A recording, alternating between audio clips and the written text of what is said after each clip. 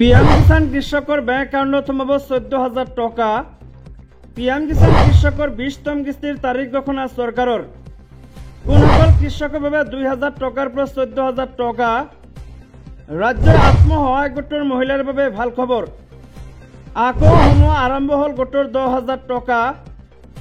এইবাৰ কোনসকল মহিলাই লাভ কৰিব 10,000কৈ টকা। ৰাজ্যৰ মুখ্যমন্ত্ৰী হিমন্ত বিশ্ব শৰ্মাৰ কেইবাটাও গুৰুত্বপূৰ্ণ ঘোষণা। আন কেইবাটাও গুৰুত্বপূৰ্ণ খবৰ একেলগে চাওক। অসমৰ লগতে ভাৰতৰ বিভিন্ন প্ৰান্তৰ পৰা কেইবাটাও গুৰুত্বপূৰ্ণ খবৰ যুগুতোৱা হৈছে। এই ভিডিঅ'টোৰ মাধ্যমত জানিব পাৰিব। ভিডিঅ'টো চোৱাৰ আগতে এটা ৰিকুৱেষ্ট, যদি আপুনি চেনেলটোত নতুনকৈ আছে তেন্তে চেনেলটো ছাবস্ক্ৰাইব কৰাৰ লগতে ভিডিঅ'টোত এটা লাইক কৰি দিব।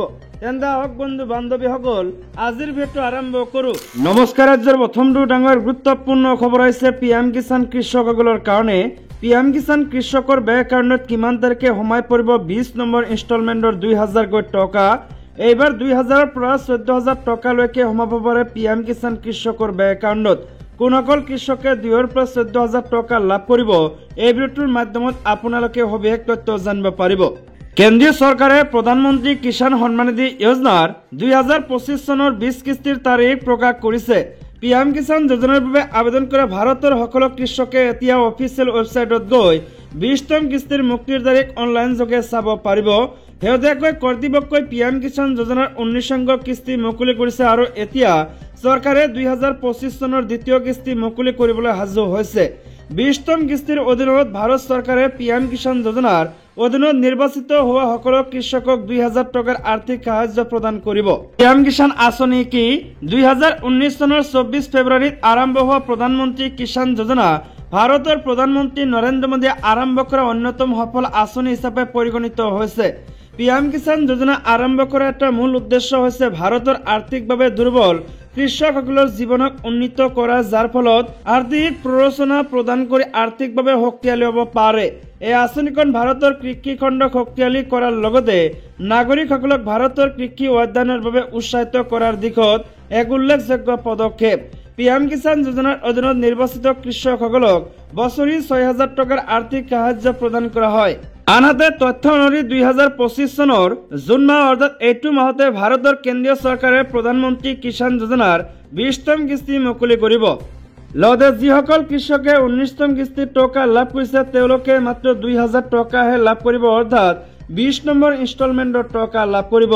আনহাতে যিসকল কৃষকে 7টা নাইবা 8টা ইনষ্টলমেণ্টৰ টকা লাভ কৰা নাই তেওঁলোকৰ বেংক একাউণ্টত একেলগে পূৰ্বৰ যিসমূহ ইনষ্টলমেণ্টৰ টকা আছে সকলোখিনি সোমাব, অৰ্থাৎ 2,000ৰ পৰা 14,000 টকালৈকে সোমাব পাৰে আপোনালোকৰ বেংক একাউণ্টত। বৰ্তমান যিসকল কৃষকে KYC নাইবা কিছুমান ডকুমেণ্টৰ প্ৰয়োজন আছিলে তেওঁলোকৰ ডকুমেণ্ট ইতিমধ্যে লৈ আছে। লগতে ৰাজ্যৰ দ্বিতীয় ডাঙৰ খবৰটো হৈছে আত্মসহায়ক গোটৰ মহিলাসকলৰ কাৰণে।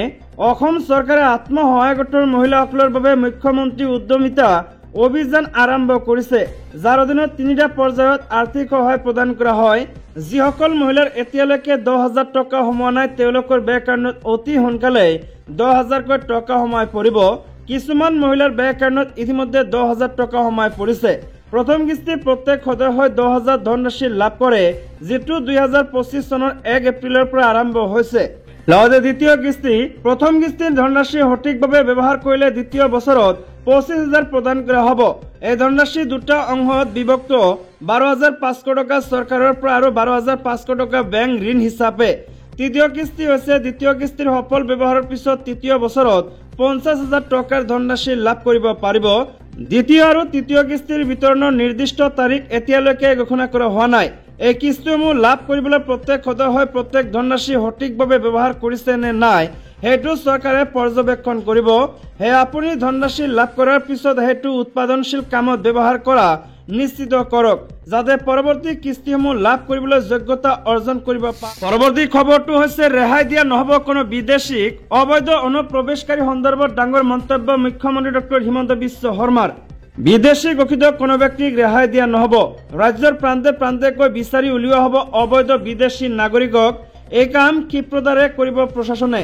এই কথা স্পষ্ট কৰি দিছে ৰাজ্যৰ মুখ্যমন্ত্ৰী ডক্টৰ হিমন্ত বিশ্ব শৰ্মাই।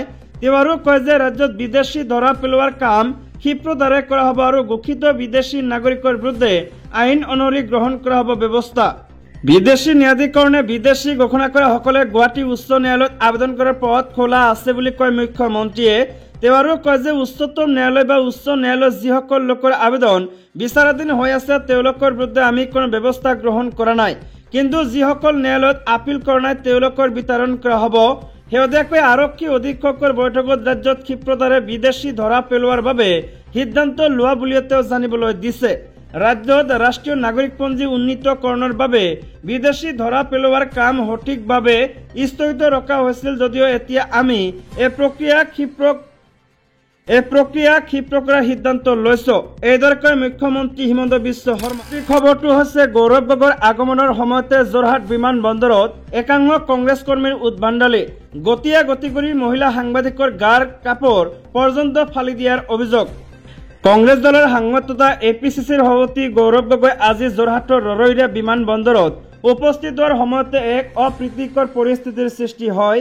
এগৰাকী মহিলা সাংবাদিকক অভদ্ৰ আচৰণ কৰোঁতে ক্ষান্ত নাথাকি একাংশ কংগ্ৰেছ কৰ্মীয়ে মহিলা সাংবাদিকগৰাকীক গতি কৰি গাৰ কাপোৰ পৰ্যন্ত ফালি দিয়া বুলি অভিযোগ উত্থাপন কৰিছে ভুক্তভোগী মহিলা সাংবাদিকগৰাকীয়ে। এই ঘটনাই সাংবাদিক মহলত তীব্ৰ প্ৰতিক্ৰিয়া সৃষ্টি কৰিছে। জানিব পৰা মতে আজি গৌৰৱ গগৈৰ যোৰহাট আগমনক লৈ বাতৰি পৰিৱেশনৰ বাবে সাংবাদিকসকলক কংগ্ৰেছ দলে নিমন্ত্ৰণ কৰিছিল। সেই অনুসৰি মহিলা সাংবাদিকগৰাকীও যথা সময়ত উক্ত স্থানত উপস্থিত হৈছিল, কিন্তু গৌৰৱ গগৈ বিমান বন্দৰত উপস্থিত হোৱাৰ লগে লগে মহিলা সাংবাদিকগৰাকীক একাংশ কংগ্ৰেছ কৰ্মীয়ে দুৰ্ব্যৱহাৰ কৰোঁতে ক্ষান্ত নাথাকি গাৰ কাপোৰ পৰ্যন্ত ফালি দিয়াৰ অভিযোগ উঠিছে। কংগ্ৰেছৰ গতিত বিমান বন্দৰৰ চৌহদতে পৰি যায় সাংবাদিকগৰাকী। এই ঘটনাৰ পাছত লাজ অপমানত জৰ্জৰিত মহিলা সাংবাদিকগৰাকীয়ে ছচিয়েল মিডিয়াত তীব্ৰ ক্ষোভ উজাৰে। কংগ্ৰেছীসকলক উদ্দেশ্যি তেওঁ ছচিয়েল মিডিয়াত প্ৰকাশ কৰে, একাংশ কংগ্ৰেছীৰ অভদ্ৰামী দেখি লাজ লাগিছে। এতিয়া এনেকুৱা পৰিস্থিতিৰ শাসনলৈ আহিলে কি কৰিব আপোনালোকে আজিয়েই বুজা গৈছে। গৌৰৱ গগৈ APCCৰ সভাপতি হল, কংগ্ৰেছীসকল আনন্দিত, সেয়া সকলোৱে বুজি পাইছে, কিন্তু আজি ৰৰৈয়া বিমান বন্দৰত গৌৰৱ গগৈ উপস্থিত হোৱাৰ পাছত একাংশ কংগ্ৰেছীয়ে যেনেদৰে মহিলা সাংবাদিকক গতি কৰিলে সেয়া কেতিয়াও গ্ৰহণযোগ্য নহয়। মোৰ পিন্ধি যোৱা কাপোৰ পৰ্যন্ত ফালিছে একাংশ কংগ্ৰেছীয়ে। এনে পৰিৱেশ কেতিয়াও কামনা নকৰো। কংগ্ৰেছীৰ গতিত বিমান বন্দৰৰ চৌহদতে পৰিবলগীয়া হৈছে। যদি আপোনালোকৰ বাতৰি কৰিব নালাগে তেন্তে এইবাৰৰ পৰা সাংবাদিক নিমন্ত্ৰণ নকৰিব। আপোনালোকৰ পৰা ইয়াতকৈ বেছি আশা কৰিব নোৱাৰি বুলি বুজিব পৰা গৈছে। খবৰটো হৈছে শৃংখল চলিহা আৰু বিললাচি থানাৰ ডাঙৰ মানুহৰ লগত যুদ্ধ কৰিবলৈ সাহস নাই।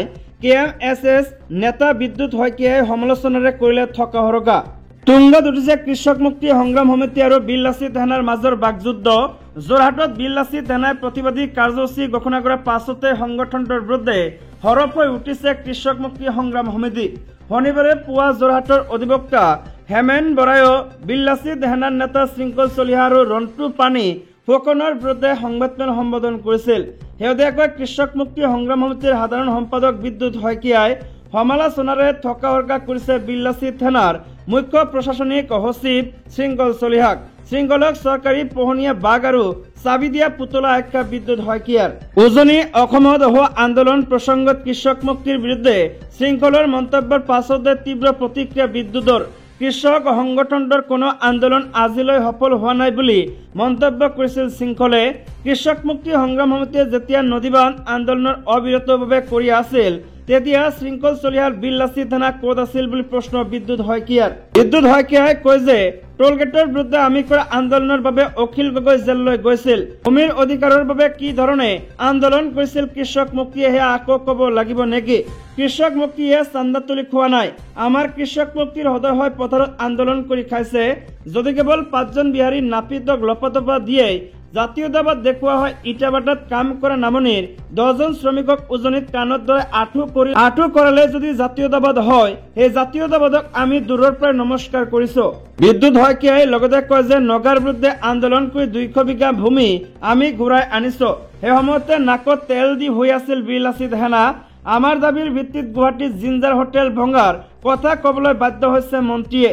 সাহস আছে যদি দিছপুৰ দিল্লীৰ বিৰুদ্ধে আন্দোলন কৰি দেখুৱাওক শৃংখল চলিহাই। শৃংখল চলিহা আৰু বিললাচি থানাৰ ডাঙৰ মানুহৰ লগত যুদ্ধ কৰিবলৈ সাহস হোৱা নাই কটাক্ষ কৰি বিদ্যুৎ শইকীয়াই কয় যে সিদিনা উজনিৰ পৰা মিয়া শ্ৰমিকক অত্যাচাৰ কৰি খেদিছিল শৃংখল বাহিনীয়ে।